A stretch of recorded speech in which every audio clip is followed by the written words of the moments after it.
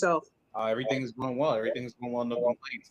Let's, I guess, just jump straight into it. Who is your top five in the WNBA right now? And let me ask you this: when you mean top five, do you mean like all WNBA pick, or do you just mean like top five players regardless? I mean, like if I had to pick like a first team right now, who Go would be ahead, my fire first away. team? Yeah, my first team all WNBA right now would probably be AT, Fee, Asia. mm,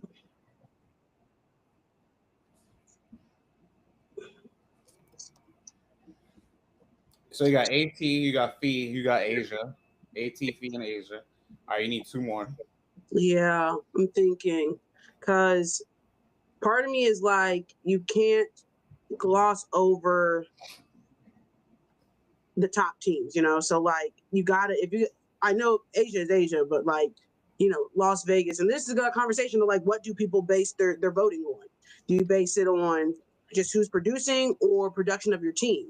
Because if it's production of your team, then obviously the Aces want to be in the conversation. But if we're going off of who's the best, you know, and I think that's some clarity that we need in voting across the board is how are people voting and what is your criteria? So I if I'm agree. going off of like who's the best, and not just because like Atlanta's doing really well. Best person right now in Atlanta is Alicia Gray, and Alicia should either get a first team or a second team nod. Those three are my for sure. But then like you can't not put somebody from New York on there. But I haven't been Wait, you like, didn't put Stewie on yours? Oh yeah, you said Fee. You said yeah, Fee. I haven't been like wowed by New York completely, you know. Stewie's had touch and go moments. I mean, Stewie's had a quiet season. I think that's never a better way to see it. It's like she's had a quiet season. Let's pull her up Um, first. But her number, she's putting up. It is quiet because she's having a good year. that's what I'm saying. She's having a good year. Like, don't get it confused. It's just been quiet, as in no one's really been talking about it. But then, like, we look over at Seattle. You know, Skylar Diggins is arguably the best point guard in the W right now. Up there for sure. So she should either be on first or second team. Um, you know, people are going to throw Caitlin's name in there, even though we haven't seen a lot of body of work because she's been injured and stuff like You got that. Caitlin for all W this year, first team. Not first team right now. Um, you know, depending on how this year, rest of the year goes, you know, maybe second, but right now definitely not first. And then, you know, NECA, I think Seattle could get one on first team maybe and one in second, depending. Seattle is so touch and go because they'll beat the best teams and then lose to the worst ones. And it just stresses like if they won the games against the bad teams. Well, the chat's happy you didn't say Sabrina. Oh, I'm not crazy. I'm not crazy. I'm like a silent New York hater on the low ski. Like, so okay. So you picked your. Did you get your? I So think three. who you running out with your fifth? Justice. I have 3 out of 5. I don't know who I would put the last two because it's so touch and go. Like, those are the three that I think are right now the best body of work, like, hands down, are those three. Everybody, I mean, I'm gonna have to see the second half of the season to film that last. Who would you put in the last two, or do you agree with? Do you agree with the three to begin with? I mean, I do agree with the three to begin with. I am curious to see how the voters are going to vote Asia first team or second team. Like I am. I'm Mm. curious. Obviously, I think she should make first team, but I am curious to see if they will make first. She will make first or second team. Hey, Tasha, we're live. How you doing? Hey, Hey, how's everybody? We're yeah, good. We're doing good. Hopefully, you're well. We're going over like who we're picking for all W. Um, so I would agree with. I would agree with your three. It would either be between Asia and Stewie for the third spot for all WNBA first team, and then for me, I'm gonna go. This name's gonna make y'all. I'll go Paige Beckers and Alicia Gray. I'll go Paige Beckers and Alicia you Gray. think P with the see? I don't have a problem with P. I don't have a problem putting P in there. I'm just don't. I always in these conversations don't approach it as what I would do. I approach it as what do I think the media is going to do, Oh, and well, then I don't think Alicia Gray is gonna make first team then, and I think oh, okay. with Stewie and then either P or Alicia in that fifth If spot. it's all four or whatever, you'll go Stewie. If we're just going off the rip, Stewie in the media, how the media's going to vote, Stewie, Caitlin, Stewie, Asia, Nafisa, AT, and then that last spot. Pick your poison. It might be P, could be Caitlin. I don't think there's any debate if Caitlin is gonna make first team this year. I mean, we gotta see. It's still way early, but like right now, it's Beckers. Like Beckers is Beckers. Like it's between Beckers and Skylar Diggins, who either gonna be on first and or second team this year. If it's media voting, they'll probably put Skylar on second. Huh? Say it again. If it's media voting, they'll probably put Skylar on second and then put Paige on first. We're being honest. I mean, but yeah, I mean, I hear it. If you want to put up the numbers between the two of them, like I could do that as well. But Beckers is having a great year. Like she's having a great year. So is Skylar though. So do we have any doubt? I'm telling you, I told people from jump that Seattle was the team to watch. You did. Seattle was the team to watch. Yes, I've been saying it from jump. And if we just would stop losing to the worst teams in the league, we would be in a whole different conversation. I know. But Lord knows we're so inconsistent. Yeah, the Sabrina loss is kind of. I mean, I'm sorry, the Connecticut loss is kind of bad. Yeah. I'm like, this is so on brand. I don't even get worked up and like even care anymore. I'm just like, well, we just didn't feel like playing basketball today. We'll just try it again tomorrow, guys. Like it's just so touch and go. And I think that makes me worried when playoffs come because you have to win a series. And for a team that has shown that they are inconsistent and can't string, 3, 4 of them things along, we might have some issues. Series, yeah. Tosh, who are you putting on first team All W? Who are your top 5 players in the league right now? Nafisa Collier, Asia Wilson. We agree on that. Yeah. Oh, I mean, but come on now. Look at the stats. They deserve it. Yeah, for sure. Stewart. That's 3. I know Clark has missed 10 games, but I know that the media is going to put her there, right?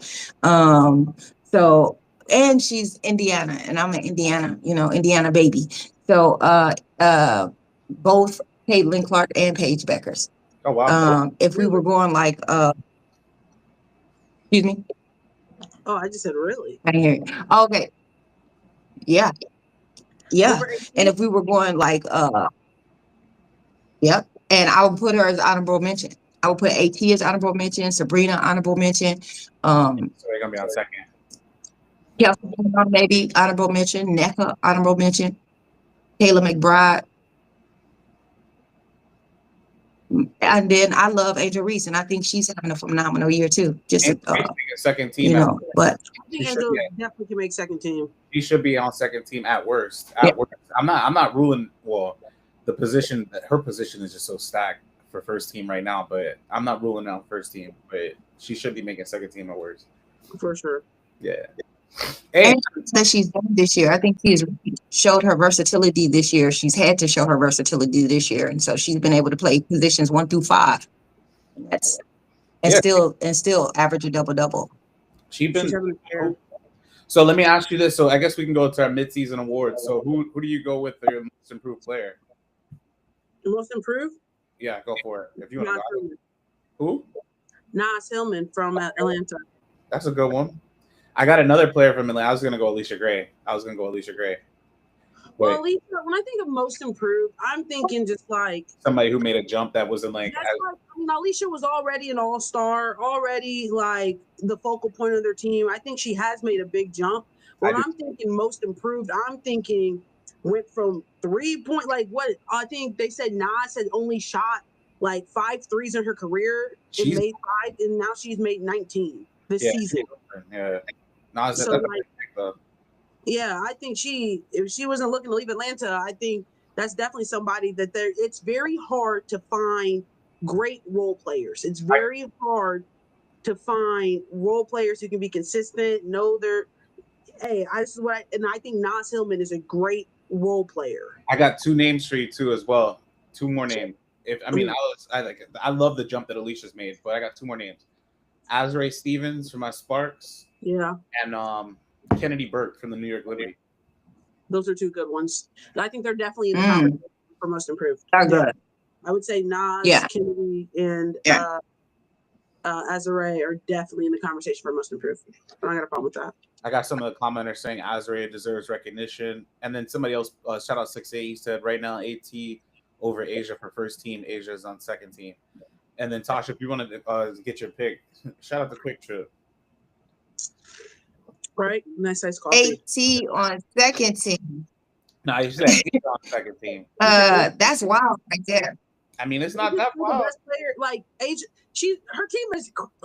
Her team is in 8th place. She's just Superwoman out there. Like, damn, what else can she do? Like, I think she. I mean, again, I know she's gonna make. Yeah. I'm not worried about that. I explained this to people too. That I said, not every year is going to be a championship year. Some days you are going to be. We're going to be struggling to get it out the mud. This is a get it out the mud season for Vegas. It is. But that doesn't take away from the fact that she is carrying the whole team on her back. Yes, I agree with that. She definitely gets this Hannibal one. Another name that they put in the chat was Ari McDonald for most improved. I've always thought she's been good, so. But I would definitely probably go with Stevens or Kennedy Burke. Naz Hillman's a great one too. Like all three of them are like those. I think those are gonna be the candidates for the awards. Yeah. Somebody put Burke or somebody. I always love Deanna. Oh, I'm sorry. Say it again. I always love it. So Ari McDonald is in my top. I definitely will look at her as most improved. She has to come. She came in when she had to on a 10-day and then really kind of settled herself in a starting position. And that's kind of hard to do when you have a Caitlin Clark and a Kathy Mitchell. And I think that deserves some talking about. And also staying with Indiana, Lexi Hull is shooting 40% from the three. And I think she's leading the league in that. And that's that. If her scoring was up, I probably she would have picked. She was one out of picks earlier to begin the year. Burke is just getting more minutes, doesn't really indicate improvement. No, she's been improving though. And she is getting more minutes. All right, so let's move forward past the most improved. So who y'all have for coach of the year? Tasha, if you want to go first. I think coach of the year is somebody who not only is impacting the team, making the team better, making them more connected, unified, and winning. And so that's kind of hard for me right now because I expect more out of Minnesota. They have all of the components, they have everything there, and yet they still can't get it done. But who is really making an impact for me is the coach from the Golden State, the Valkyries. Natalie she's really just doing her thing. Go ahead, Justice. She is. Shout out. Yeah, Natalie's great. Coach of the year is Natalie for me, or Girl Dad over there in Phoenix. Because one, I thought they were going to be trash over there in Phoenix. So what they've been able to do, and not only just be good, but like be one of the top teams, beating the best teams and stuff like that. I think that's extremely impressive. But Natalie, I think it's going to go to Natalie because no expansion team has ever done what Golden State is doing. The first year, expansion teams are supposed to be trash. They're supposed to be trash. And just the fact that they are the opposite of that and they're giving people a run for their money, and that's some team you probably don't want to see. And then considering doing it with the players that she has, it's not like she got some staple names over there besides, that she has franchise players like they're building around. And you know what I mean? When we talk about the Asia Wilsons, she doesn't have those. She has solid role players. And when you're able to take solid role players and have them playing out their mind like that, that does speak a lot to the coaching. Let me speak just to kind of backtrack a little bit. Yeah. Kind of the chat put this is another great name for most improved. Kayla Thornton. That's a great name. She has a solid case. She got a solid case. Not being an all-star to being an all-star, like that's a very solid pick. And I would not be surprised if Kayla Thornton won the award. Yeah. Now to kind of go back to the coach of the year, it's a tough race right now. One of the shout out to Rindy, she put Smezko from the Atlanta Dream, who also deserves I feel like it's between maybe 5 people right now. Mm-hmm. Sydney Johnson in Washington, who's been playing with 3 rookies in the starting lineup at one point with Lucy Olsen, and they're in the 8th spot. And I didn't expect this Mystics team to compete for a playoff spot. So Sydney Johnson's on that list. It's Carl Smezko, obviously, who has just transformed the Atlanta Dream. Nate Tibbetts, obviously, he's been doing great. Like you said, I didn't expect them to be the second best team in the WNBA, and like with their bench, he's gotten minutes from Lexi Held, who's been going crazy. Monica Koa-Makani. Like Sammy Whitcomb has had a great year, and this is outside of not playing with AT for a bit of the season, not playing with Kalia Copper for a bit of the season, and then obviously having to kind of reinvent Satu back into a top 10 WNBA player, which I've already said she was, but everybody else is just like, I don't know, whatever.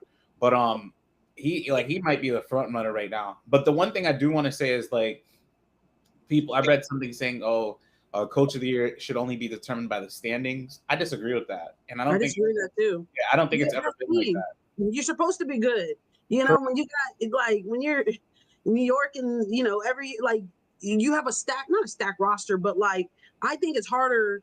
It is to speak more volumes of coach of the year if you're able to get out the mud with not the best roster, or you have more adversity stacked against you. I think that speaks much more volumes to your coaching than you can be a great team that's stacked. Yeah, you can be a mid coach, but you got some dogs in your team.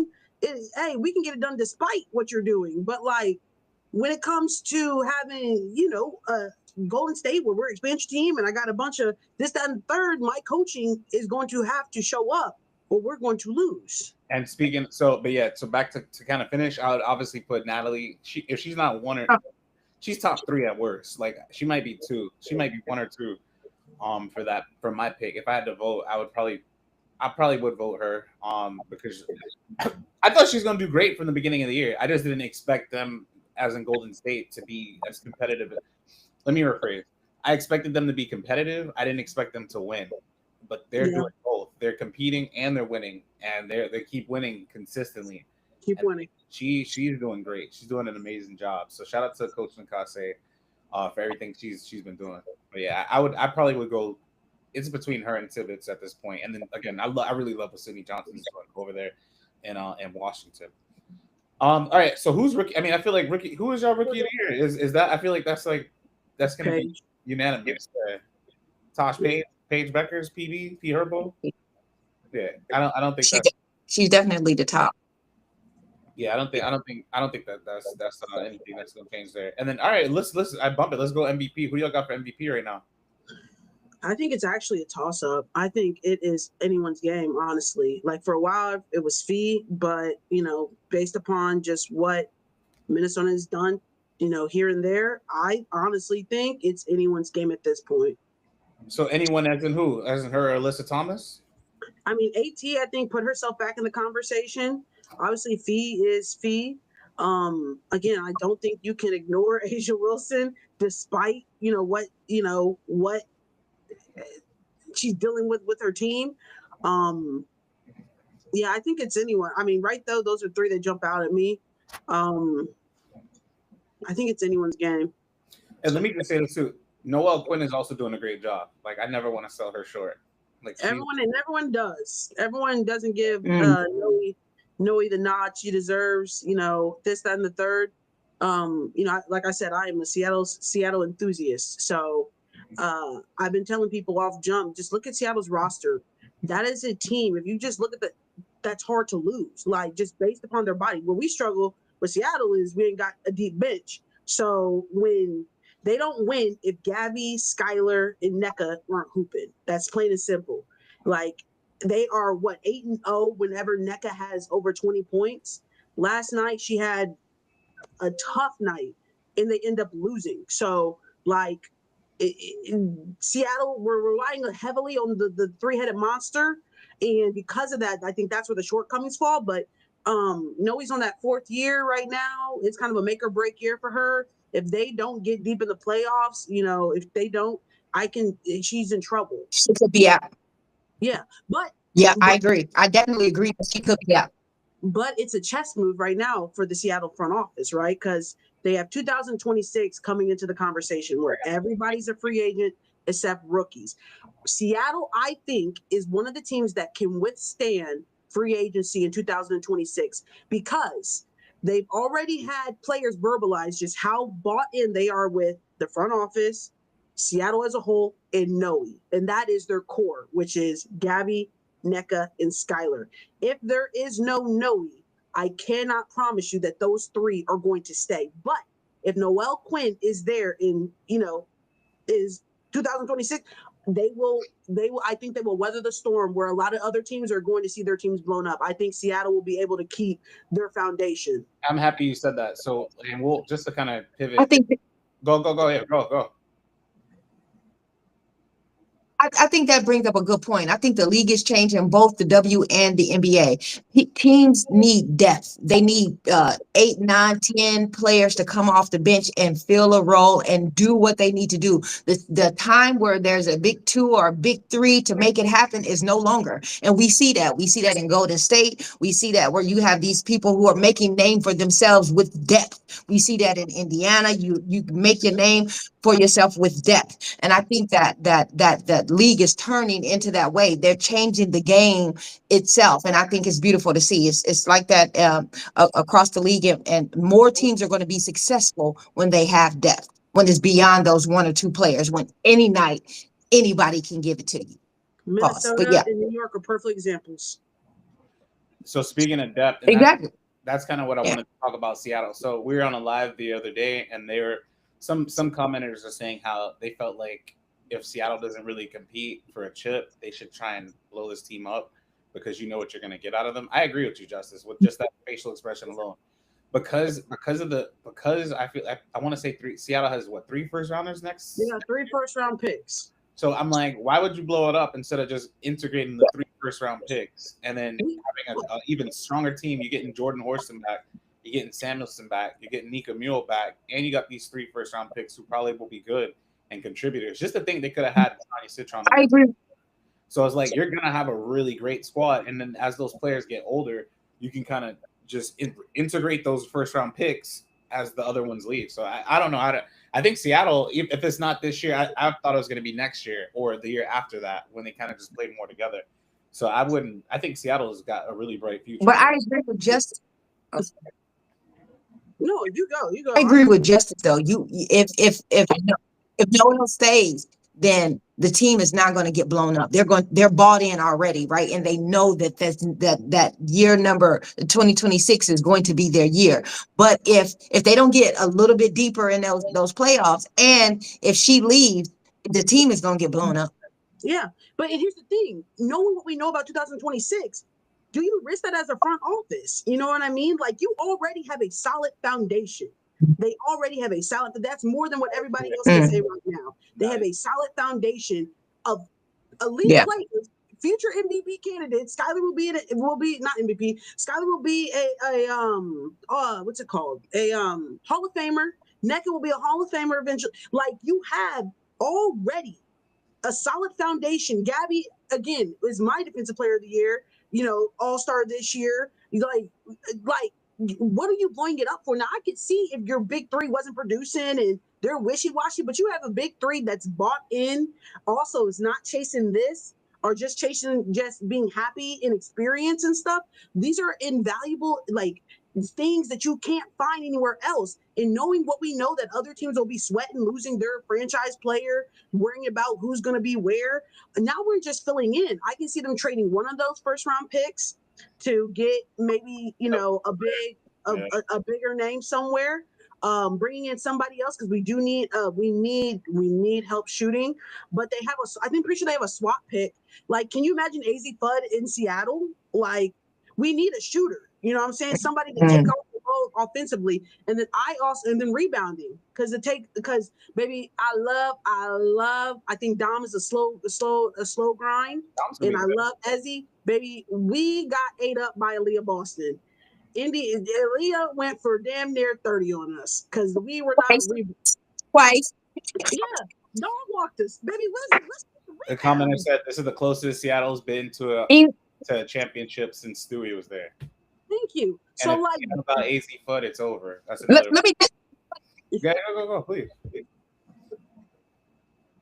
Let me just say a little bit. I'm going to pause and pivot a little bit on Aaliyah Boston because, she has been dominant for Indiana the last 3 years, of which ever since she's been in the league. But one of the things that people kind of miss is that went from good to great, and it takes the little things to make you good.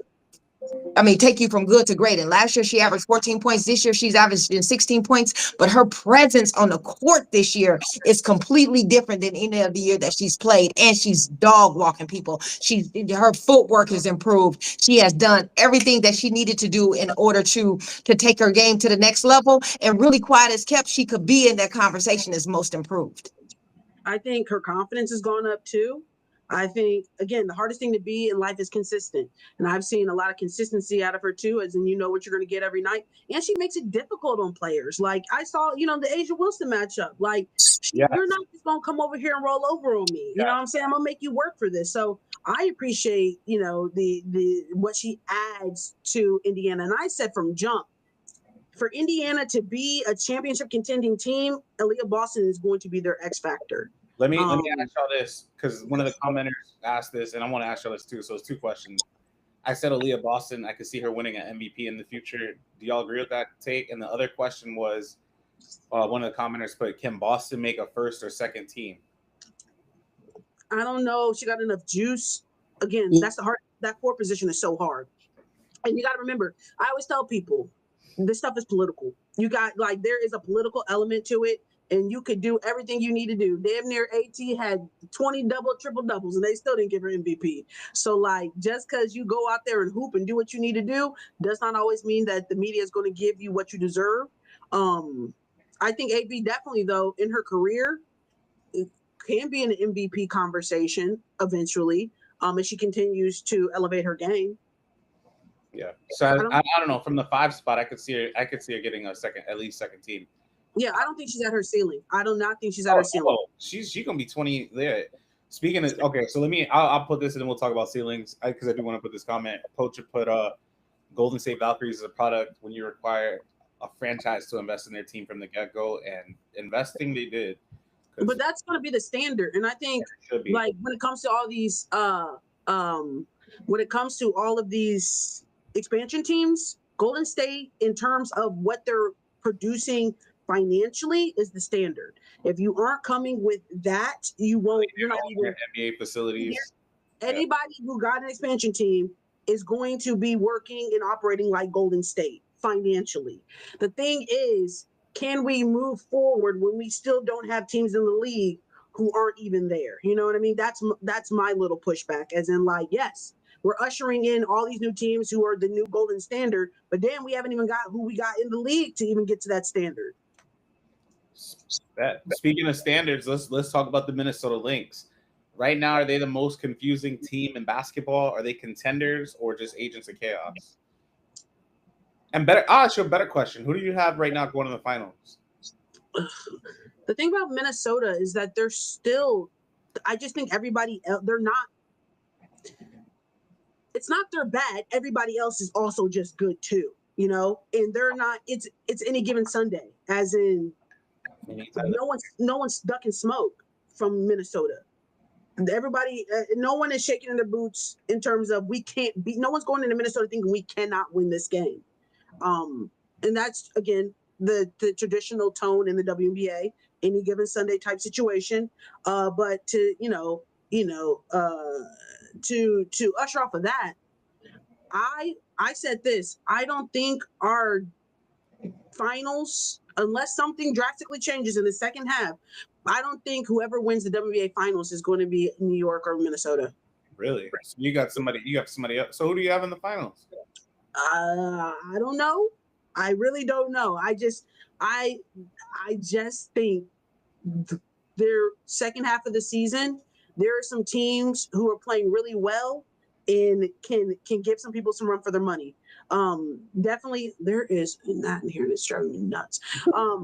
For sure, Phoenix is in the conversation. If Seattle ever learns to be consistent and string some big games together, they definitely, but no one's ducking smoke from New York and no one is ducking smoke from Phoenix beat them both. Minnesota. Phoenix beat them both. What? Phoenix beat them both. exactly. In Minnesota, Seattle beat. Did Seattle beat Minnesota? I want to say Seattle. Didn't Seattle beat New York, or am I crazy on that? No, Seattle beat New York, and they might have beat Minnesota. I'm not quite sure. Yeah, I would have to check that one, but I do remember the New York game. So a lot of people said Mercury is going to knock off the Lynx. A lot of people are saying the Mercury are going to the finals. Phoenix for a 7-game series. Lynx need. Oh, this is crazy. The Lynx need an actual all-star / all WNBA guard, and then that's one commenter, and then another commenter wrote, "This is at the same time. Give Fee a true point guard, and that team is exponentially better." I love Courtney Williams, so I'm not gonna say that. Yeah, people have had That's crazy that two people said that at the same time. She has been a little inconsistent. I will Court has struggled with consistency this season. People were saying Court doesn't deserve to be on, All-Star. I'm like, if you think Cheryl Reed wasn't going to write a long list of emails, if the number one team in the league by 3 games only got 1 All-Star, you are crazy. They could have had 3. They could have had 3. They could have. You think Atlanta Smith? Atlanta? Oh, I was going to say McBride. I would have put McBride. I think, again, I'm looking at consistency for real. Kayla struggled. I mean, but all shooters have struggled this season, but she definitely has struggled from outside. I mean, my good sis, I only know this guy. She went 3 games. My good sis was 0 for 9, and then the next game turned around and was 1 for 8.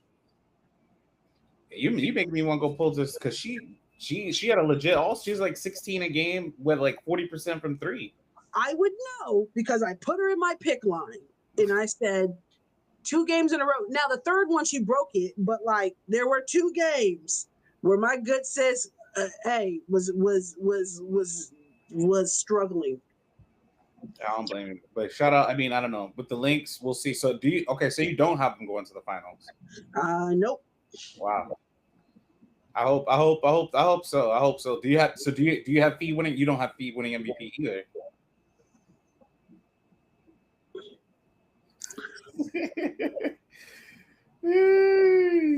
Fee is phenomenal. You're about to be Minnesota's number 1 target. I don't smoke. I mean, I've said it with my whole chest. I just think that someone else, they're not the most dominant team right now. That's just my main point.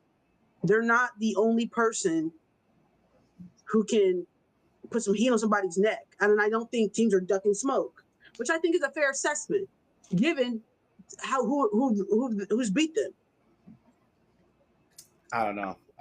Somebody, and then Seattle and Phoenix might surprise people. So the chat is agreeing with you. Seattle and Phoenix might surprise people. That's what they put. Thank you. Yeah, that's all I'm saying. I'm not saying Fee ain't gonna win MVP, anything. I think MVP race has opened up a little bit. I don't think that anybody is where we're yo, there's nobody touching them. I think and again, we got a lot of basketball left. There's a lot of opportunity for some people. If you were going to make a run for MVP, this is your time to do it. Speaking of MVPs, I think that this person eventually will win an MVP in their career. Y'all tell me if I'm crazy. And the person I'm speaking about is none other than Angel Reese. And I wanted to ask a question about Angel. So do you feel like Angel Reese is one of the faces in the WNBA, as in people that you have to watch when you watch women's basketball? Yeah, and if she's not, she should be. I mean, if you're not checking for Angel Reese in terms of kind of what she does, and if you take your biases out of it and how your personal feelings, how you're feeling emotionally, Angel Reese is a dog. And if you like that gritty type of basketball, you know what I mean? She's fun to watch. She does it and just in what she's been able to add to her bag this season. One, that shows that baby, you can get in the gym and show some growth and some improvements and things of that nature. But then just her will to win. She's a competitor. She is a competitor. And so that's what I respect about it more than anything. But yeah, I don't think you can't say that she's one of the things. She's on NBA 2K this year. You can't sit back and say people aren't checking for Angel. Maybe you're not checking for Angel Reese, but other people are checking for Angel Reese. And just because someone you're not checking for doesn't mean that's not, maybe it's not your cup of tea, but maybe somebody else is throwing that back like it's water. That's a good line. But yeah, so I guess to answer the question, we talked about this yesterday. I think she's gonna win an MVP in her career, at least at minimum 1. I think she'll be a WNBA champion. I think it's just a matter of time, like before she starts consistently averaging 20, 12 to 15 rebounds. 17 rebounds is nuts. No. I'm saying 20, 12 to 15 rebounds, and then No, probably. I'm saying that like she's already doing like 17. Like the girl is not like 17. So speaking of that, what's crazy is that all right. So she's been putting up these 15 plus rebounding streaks, but she had it until last night. I'm like, you're only 5 rebounds away from having a streak of 20 games. And I'm like, are you kidding me? Like who's putting up? These are gaudy numbers. These are gaudy numbers too. Like it's a mentality. Rebounding is hard work, and I will give Angel Reese has a dog. She's a dog. Like I tell people all the time, there are dogs and there are leaders, and she just has a mentality as a competitor. As like she's both. Kill all, eat, survive. That's all I'm trying to do out here. Every rebound, I think in her head, she goes out there and thinks I can get every single rebound. You are literally going to. And what did Atlanta Smith? I pulled her down and she still got the rebound. Like, baby, you're gonna have to throw the best thing you can at me to try to stop me from getting this board. And just when you take a breath off and sleep, I'm right there. Somebody said I would like to hear Dennis Rodman's take on Angel Reese. And to everybody who said Dennis Rodman, Draymond Green, I told y'all last, she's been past them. As a player, I'm talking about just her game she's already past that. She's already way more past that. Yeah. Like she's and then somebody said Sabonis. I said, y'all notice that the names as far as skill wise, they keep going up. So I'm like, I wonder who the next person they're gonna compare it to. I call it baby. You can't sit there and say Angel Reese isn't talented or whatever. And when people tell you that, you just gotta ignore them because like you can't say that from unbiased, from honest. Yeah, that's personal. Whenever someone says shit like that and stuff like that, I'm just like, oh, that sounds personal because you can't be talking about who, for real. Angel is doing things in this league has never been seen. People don't. I want to say she's understanding what they're saying. Yeah. Yeah, and then she also put Angel was in most improved combos. I would say that, but she was an all-star last year, so I'm like, I would rather give it to was an all-star. Kayla Thornton, shout out to the commenter who put Kayla Thornton rather. She's Angel. She's an enigma. She's showing you that she's on pace to reach 1,000 points and 1,000 rebounds this season. And yeah, she is past Rodman. If she plays the game from the same way from this point on, the Sky are winning games, and you can put her in that. I don't care for like I don't need her. I'm not saying that I want this to happen, but because like people then now the new thing is, oh, they're not winning. I'm like, in my mind, if you're a young player, I'm gonna give you at least 3 to 5 years. Like I don't care. Like once you start reaching, I brought that up in the MVP talk because they were like, well, the Mystics are better winning more games than Paige, and I'm like, if you're a lottery pick, you're going to the worst team. Right. So my expectation isn't that you're going to win a lot of games. Right. You're going to a team who is trash. Right. So I'm like, I'll give her like at least I'm like, if she's staying with Chicago or whatever team, I'm like, I don't care about any young player, any rookie, any young player. If y'all not winning in the first at least 3 to 5 years, like it's okay. Like I'm not gonna trip. It's when you start hitting that ascension level, like when you really start hitting that ascension level, she's averaging now 14 a game. When she starts averaging around 17 to 20 a game, then I'm gonna be like, okay, the winning has to pick up. Right now, all she needs to do is just develop her game, start consistently hitting the mid range, and this is for all young players. Same way I feel like Caitlin right now. Like I don't care if they don't win a championship in the next 3 to 5 years. So what? But she needs to work on her flaws as well. Like obviously the turnovers, or like just every player. Like I want to see Paige work on more of her aggression. I want to see Kiki Iriafen work on her strength. Like this is the whole point of right now is just they're young players. They need to develop. And that's what you have to have patience with them so they can develop into the future. They're going to become. Like you can't rush the process. What are you going to say, Justice? Most people don't want to do the waiting. They don't. They want it to cook immediately.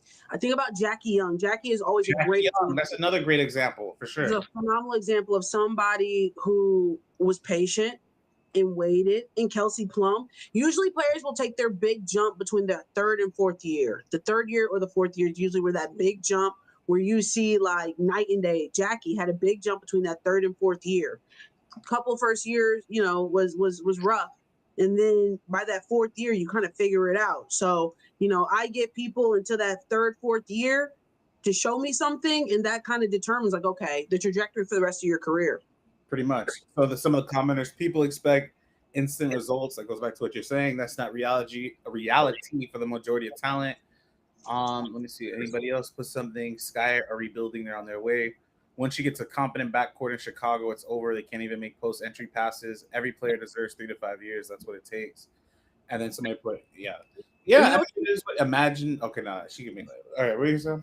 I was going to say, what's interesting, and I talked about this on live a couple of days ago, and I was just talking and thinking about, like, we're talking about slow grind and weathering the storm, and you never know what's going to happen in these careers. Skylar Diggins is a perfect example.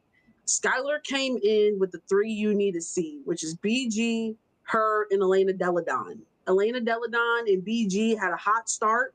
Obviously, Elena Deladon, unfortunately, was impacted by injuries. Obviously, BG is still in the league, but, like, right now, out of the 3, and Skylar had the roughest start out of everybody. People, giving her the bus, and, she went to the Tulsa Shock, which is like a rough team, and just really struggled. Blew her knee out the first year, the whole 9. But now we see Skylar playing the best basketball as a PG at her age, and withstand the 3 you need to see, who everybody was deeming the next. So I just say that to put in context that sometimes in these draft classes, those who are last might be first come 10 years, 8 years. You can't put all of your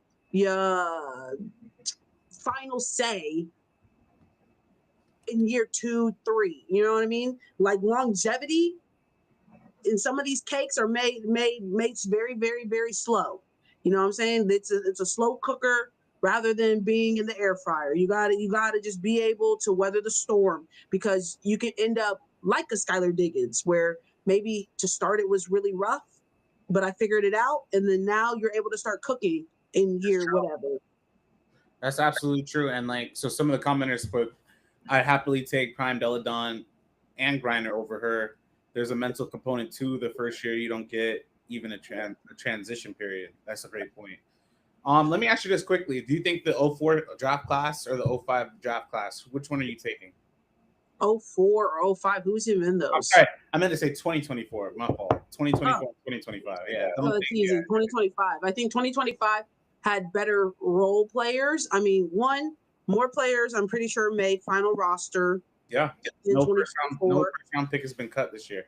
You've seen third rounders who usually are trash and Taylor being able to not only make roster, but also make an impact. Like we talk about JJ Queerly is a perfect example. I think she's the only third rounder and God knows how long to be averaging X amount of points. So I think there are more, but that speaks volumes to, I think that the third rounders, the 2025 came and got drafted to the right organization. I preach all the time, and sometimes it doesn't matter how talented you are, you got to be in the right environment. And I think a lot of these players got drafted to the right organization where they were needed, valued, and they saw a vision for them and saw a role. Pow, the Mystics, Kiki, Sony, Paige, JJ, Zaza, we're going bar for bar right now. Even Ashley Barker, who not only just getting major minutes over there in LA. So we can go, Aaliyah Nye. There are so many players from 2025 who have found their role within these organizations and these teams and are able to flourish. Now, 2024, I think, had bigger names. Obviously, Cam, Camilla and Angel and Caitlin, bigger names. But if we talk about, outside of our first Salon as well in 25, but yeah, we talk about our first, little grouping. I think 2024 was deeper. You mean 25? Yeah. I'm gonna go 25 as well. So Tosh just came back, and shout out to Iverson. Iverson's the person that talked about the take about trying to trade everybody from Seattle, which I disagree with. All right, let me ask you. So we're gonna Quickly, let's just do this quickly. Is Chris Koclanes in the hot seat? I mean, I think he's been in the hot seat since the season. People have to act on that man's back. I hopefully they give him time. I hope that they give him time, as well as like Tyler Marsh, like him. Any first year head coach, I'm always going to advocate that you get more time than less. So it just depends. Like, but what did he?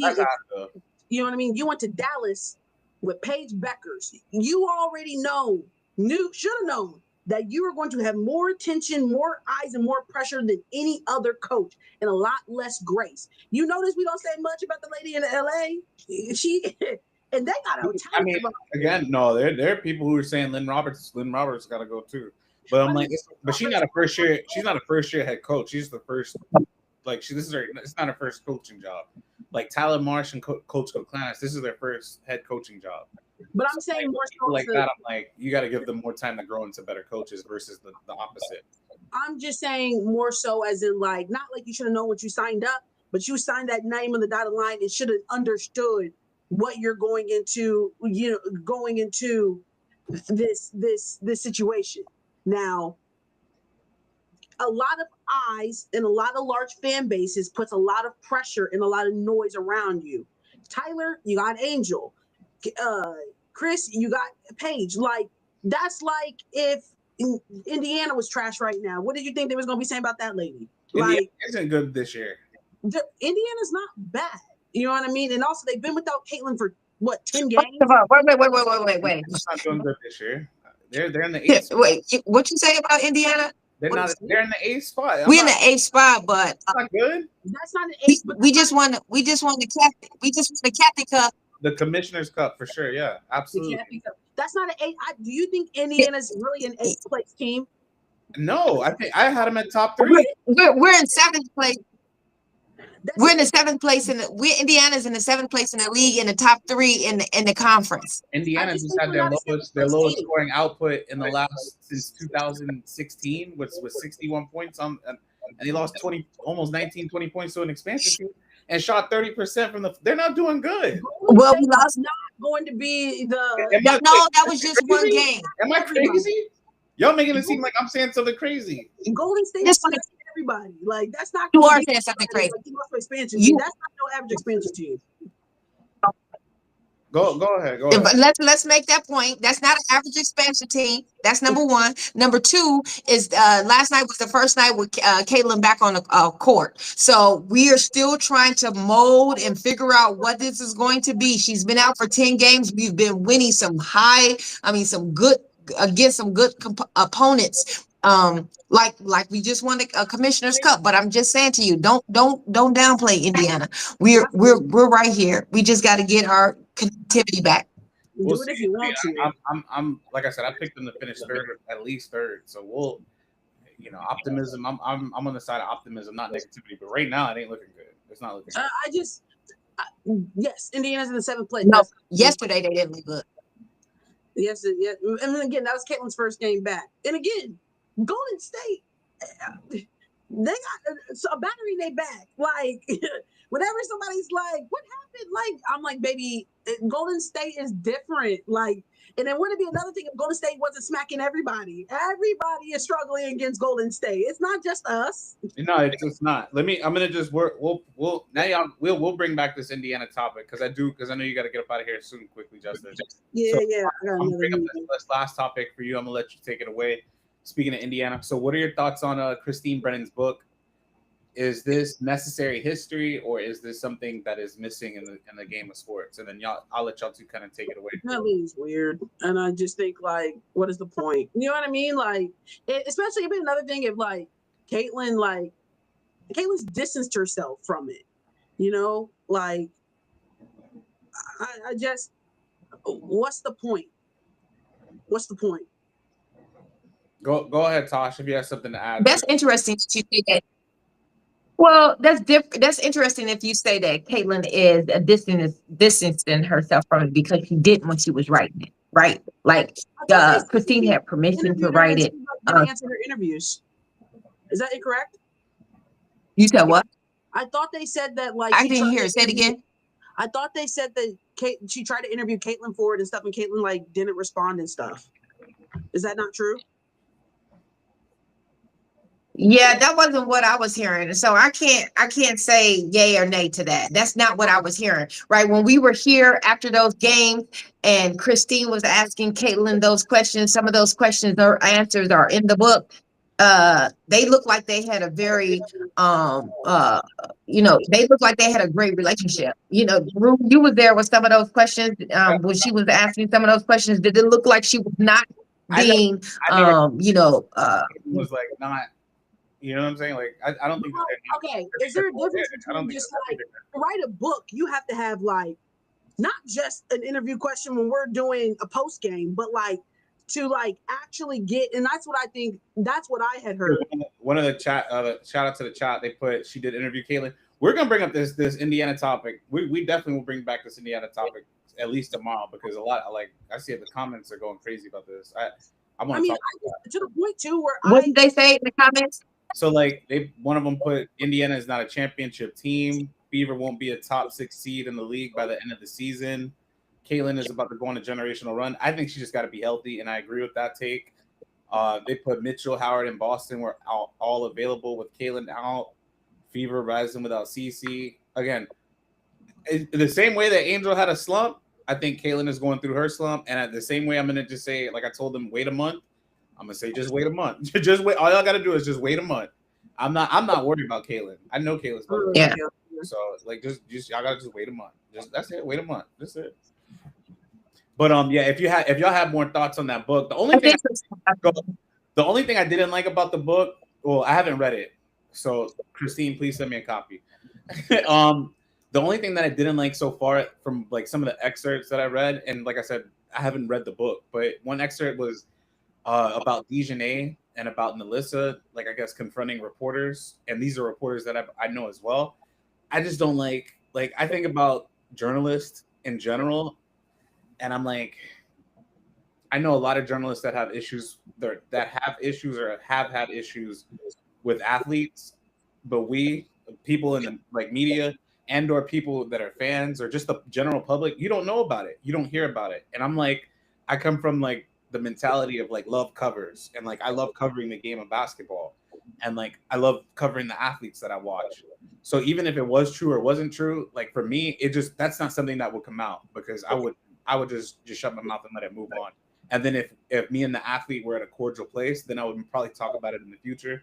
But that's the only thing I don't like. I don't like making people look bad in a disparaging light. So telling somebody else's story, like a little bit as in like if these were other reporters and she was do you think this has damaged her not reputation but I think trust among players? Because again, they asked Becky what she thought and she goes, I think she's pissed a lot of players off. So like I could believe it.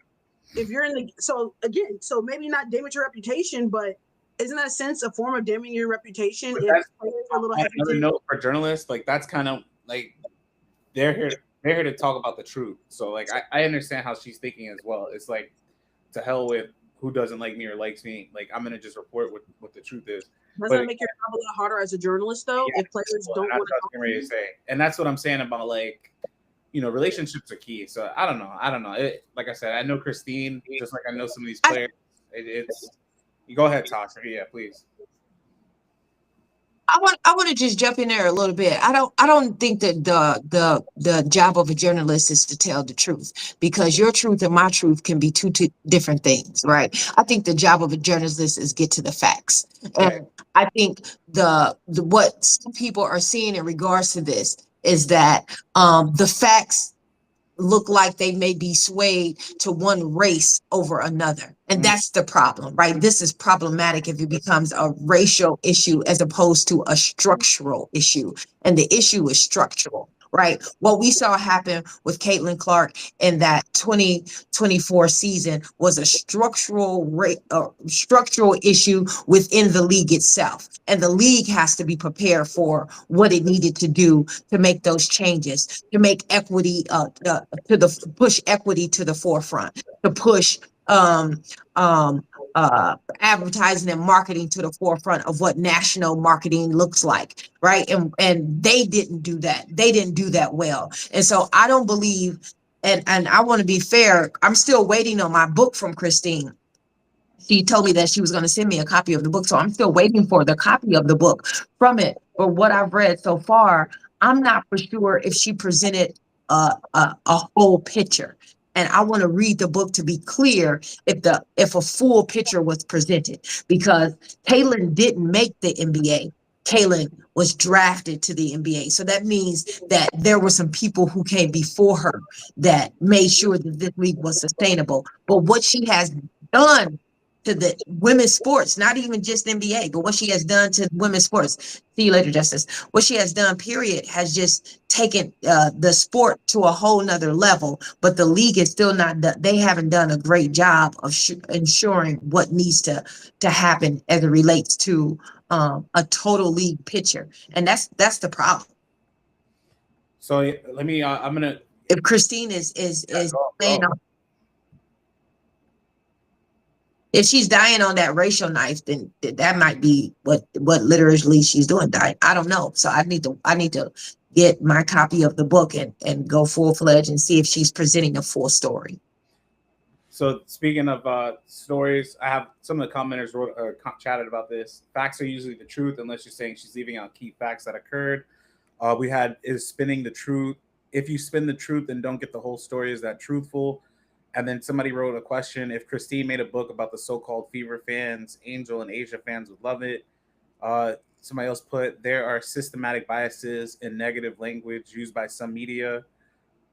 And then, yeah, I think so. I don't know. I am interested in reading the book. Cheryl Reed is weird about Kaylin. Yeah. All right.